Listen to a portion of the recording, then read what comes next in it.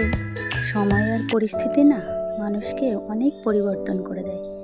যে পরিবর্তন কাউকে বলে বলে করানো যায় না, সেটা কিন্তু পরিস্থিতিতে সে সুন্দরভাবে বুঝে যায় বা পরিবর্তনও হয়ে যায়, তাই না? কেন বললাম বলো তো? এই যে আমাদের দেখো, একটা সময় ছিল আমরা কিছুই পারতাম না, আর এই একটা সময় এসছে আমরা কত কিছুই না করছি। একটা কি বলবো, কম বেশি সংসারের দায়িত্ব নিয়ে নিয়েছি, তাই না? সো হ্যালো এভরিওয়ান, আমি মাম্পি। সবাই কেমন আছো? আশা করি ভালো আছো, আর আমিও ভালো আছি। আর আমার এই ছোট্ট একটি মিনি ব্লগে রইল তোমাদের অনেক অনেক ওয়েলকাম। এদিকে দেখো, সকাল সকাল তো উঠে গেছি, আর ওঠার পর এখানে দেখো বর করে নিয়ে এসছে চা, আর এই যে বাড়ির ছোট্ট পুচকুটা উঠে গেছে, আর সে উঠে আমাকে একটু হাম্পি দিচ্ছে। আমাকে বলছে, মামি তুমি একটু হাম্পি দাও। যাই হোক, বাচ্চারা তো এরমই হয় বলো, ওদের না কারো স্বার্থরা লাগে না, বা কারো কালো মুখ বা ভালো মুখ কিছুই লাগে না। ওরা সবাইকে সমানভাবে ভালোবাসতে পারে। এটাই তো বাচ্চাদের বৈশিষ্ট্য, বলো। আর এদিকে আমি দেখো বলছি, চলো তাহলে যাই, আগে আমরা একটু এই চা খাওয়া হয়ে গেছে, খেয়ে চলো পুজোর একটু ফুল তুলে নিই। তো এখানে আমরা চলে এসেছি ফুল তুলতে। কি বলো তো, আজকে ভেবেছি সকাল সকাল আগে তোমার পুজোর ফুলটাকে তুলে নিই, তারপর গিয়ে অন্য কাজ করব। জানো তো, আজকে সকালটা তোমার কি বলবো, মেয়ের স্কুলে যেহেতু পরীক্ষা চলছে, তবে আজকে ওর পরীক্ষাটা নেই। আজকে হয়তো অন্যদের আছে, ওই একদিন বাদে একদিন করে ওদের পরীক্ষাটা হয়, জানো তো।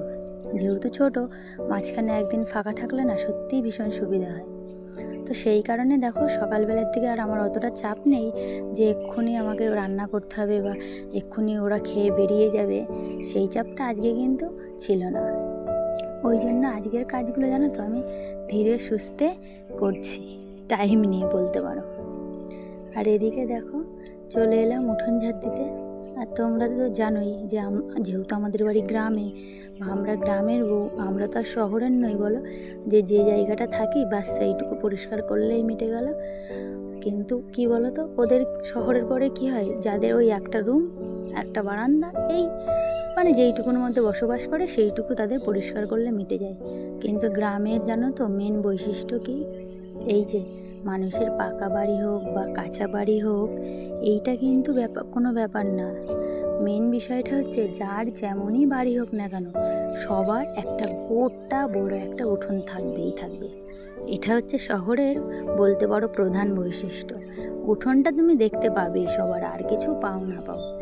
আর এদিকে দেখো, মানুষের মধ্যে যে কত ভাগ। আর আমাদের বাড়ির এই পাখিগুলো দেখো, দেখে বোঝাই যায় না যে কে কার সঙ্গী। দেখো এখানে সবাই সবার সঙ্গী, এ ওর ঠোঁট থেকে খাবার নিচ্ছে, ও ওর ঠোঁট থেকে খাবার নিচ্ছে।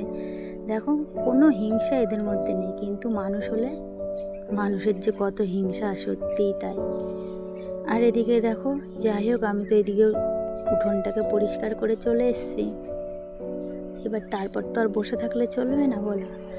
এবার যাই হোক, আজকে জানো তো বাসনপত্রটা ওদিকে শাশুড়ি মা মাজছে, আর আমি চলে এলাম এদিকে, যে আগে আমাদের এই যে খাওয়ার টেবিলটাকে একটু পরিষ্কার করে নিই। তো সেই মতো দেখো, আমি এখানে আগে টেবিলটাকে পরিষ্কার করতে চলে এসেছি। কি বলো তো, দেখবে টেবিলটাকে ক্লিন করলে না মনে হয় কি রান্নাঘরটা বেশ পরিষ্কার, ক্লিন আছে বা পরিষ্কার আছে, তাই না? দেখবে কিছু কিছু কাজ আছে, অল্প অল্প কাজ, ছোট্ট ছোট্ট কাজ, কিন্তু করলে মনে হয় যে না, ঘর বাড়িটা ক্লিন আছে, তাই না? তবে আমাদের বাড়ি যেহেতু দুটো বাচ্চা, জানো তো, ওই যে করলাম, ওই করার পর 5 মিনিট, তারপর আবার যা তাই, ওদের নিয়ে না সত্যিই পেরে ওঠা যায় না। আর এদিকে দেখো, শাশুড়ি মা যেহেতু থালা বাসনগুলো মেজে দিয়েছে, তো আমি ভাবলাম গামলার মধ্যে থাকলে কী হয় বলো তো, সেই গামলার মধ্যেই থেকে যায়। ওই জন্য আর আমি টাইম নষ্ট না করে চলে এলাম যে আগে বাসনপত্রগুলো উবুরটা দিয়ে দিই। আর যদি এখানে বাসনপত্রগুলো আমি উবুর দিয়ে না রাখি না, ওই গামলার মধ্যে থাকলে কেমন একটা থালা বাসনে বলতে পারো ওই জলের একটা দাগ দাগ হয়ে যায়। ওই কারণে আমি ভাবলাম না, আগে এটাকে উবুর করে দিই, তারপর অন্য কাজ করব। আর কি বলো তো, এই যে যদি থালা বাসন রেখে দিই, তাহলে ওই কী হবে, ওখানেই থালা বাসন সেভাবে থেকে যাবে। যাই হোক, এখানে তো আমি কম বেশি কাজ করে নিয়েছি। আর এইদিকে দেখো, এই কৌটোটা ভেঙেছে, জানো তো, এর মধ্যে না হলো 500 মধু ছিল। ওই যে বললাম বাড়িতে বাচ্চা আছে, ওরা কি করেছে কি, ওই কৌটোটাকে ফেলে দিয়ে পুরো মধুটা মানে কি বলবো সব সানের মধ্যে পড়ে পুরো মধুটাকেই নষ্ট করেছে। যাই হোক, বাচ্চা থাকলে কিন্তু এইগুলো মানে কম বেশি হবেই। তো তারপর দেখো সিঁড়িটা মানে বেশ অগোছালো হয়েছিল, ভাবলাম আগে ঘর দোরগুলো ভালো করে পরিষ্কার করে নিই। তো ওই কারণে আগে চলে এলাম একটু সিঁড়িটাকে পরিষ্কার করতে। ওই কী বলতো, যতই সিঁড়িগুলো পরিষ্কার করি না কেন, যেহেতু সেই বারান্দার ভেতর দিয়ে সিঁড়িটা, সেই আবার যা তাই হয়ে যায়। আর এদিকে যেহেতু আমি ছাড় দেবো, ওই জন্য বরকে বলছি তুমি আগে আমাকে গাড়িটাকে নামিয়ে দাও।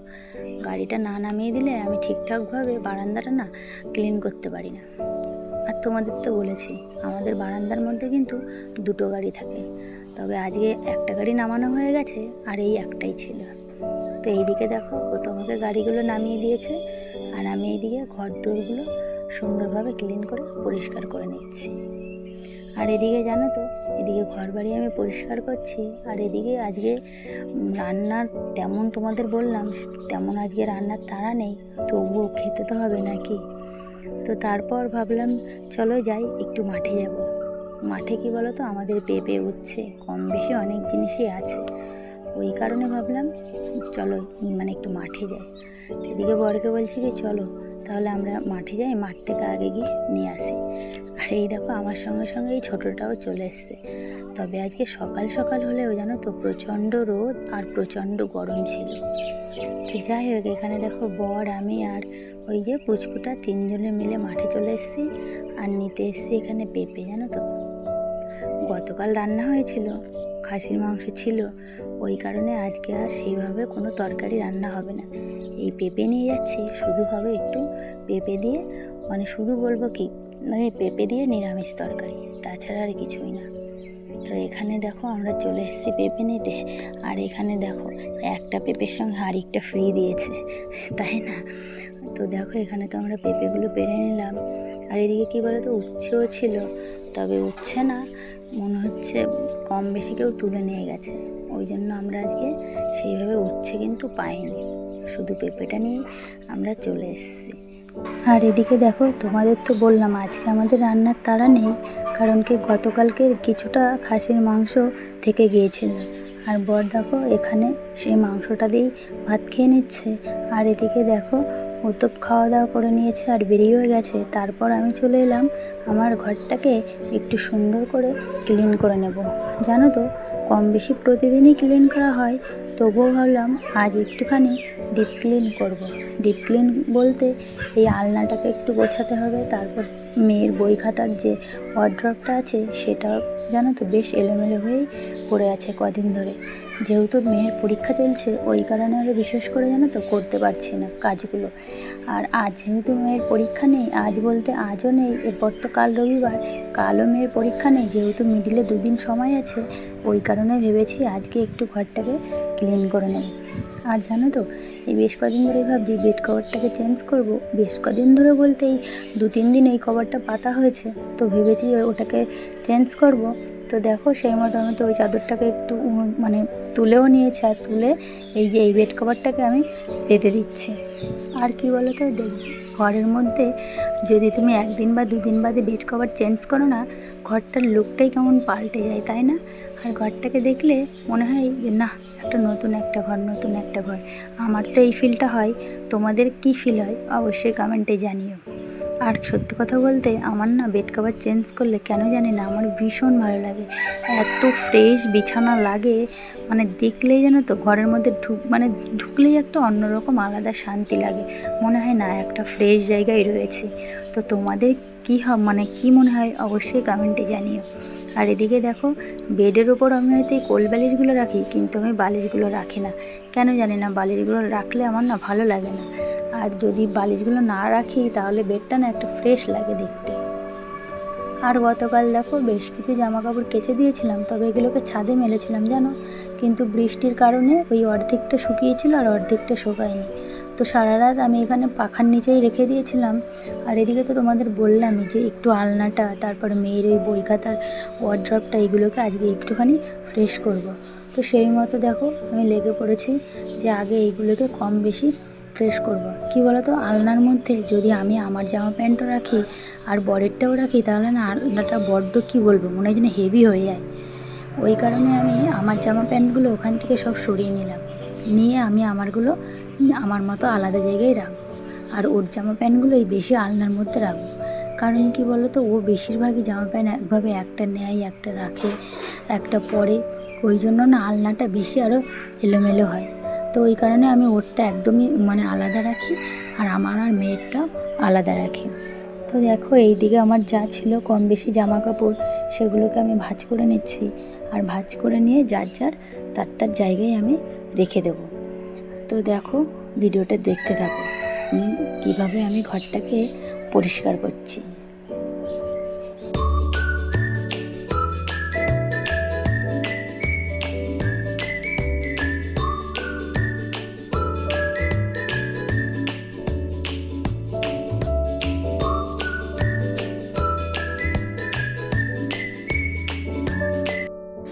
যাই হোক, দেখো এদিকে আমি জামা কাপড়গুলো ভাঁজ করে যার যারটা তার জায়গায় আমি রেখে দিচ্ছি। কারণ কি, তাহলে পরবর্তীতে জানো তো আমারই খুঁজতে সুবিধা হয়। আর এদিকে দেখো, বালিশগুলো বিছানার মধ্যে ছিল, সেগুলোকেও আমি সুন্দর করে রেখে দিলাম। ওই যে, তাহলে কি বলো তো, বিছানাটা না অনেকটা ক্লিন লাগে।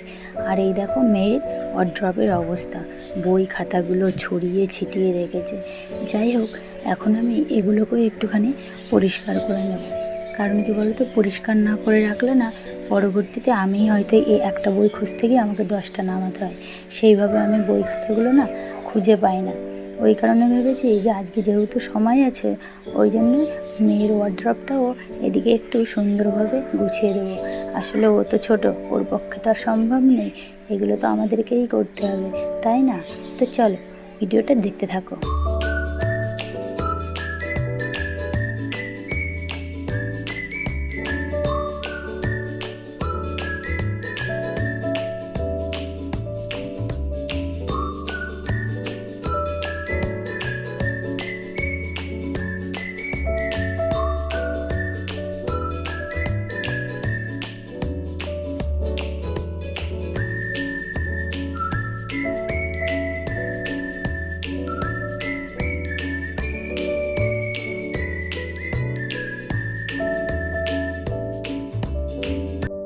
আর এদিকে দেখো, মানুষের হয়তো একটা দুটো পেন্সিল বক্স হয়, আমাদের সময় তো জানি না আমাদের একটাও ছিল কি না, হয়তো থেকে যদিও থাকে ছোটোবেলায় ওই হয়তো একটাই ছিল।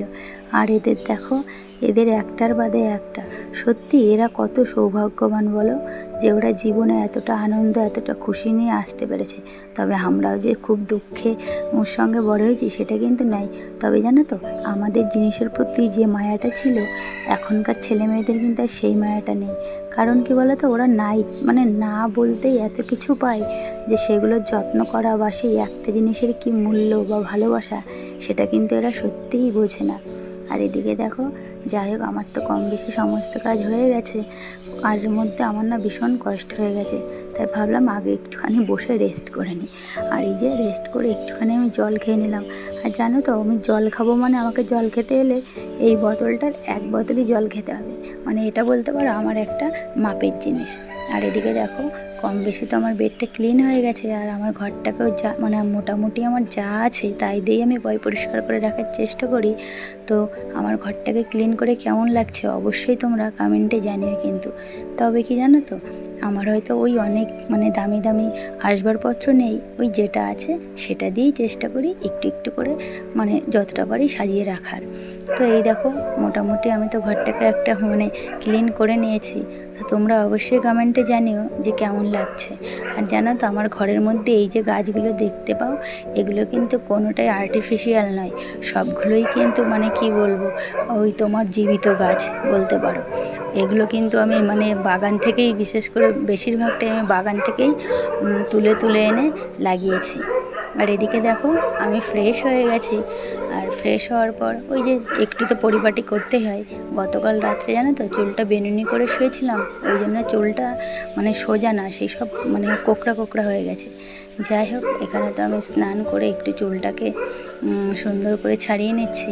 আর নিয়ে এখন এই যে আমার বাকি যে কাজগুলো আছে সেই কাজগুলো আমি করে নেব। সো হ্যালো এভরিওয়ান, আমার মিনি ব্লগটা কেমন লাগলো অবশ্যই তোমরা কমেন্টে জানিও। আর আজকের ব্লগটা এই পর্যন্তই।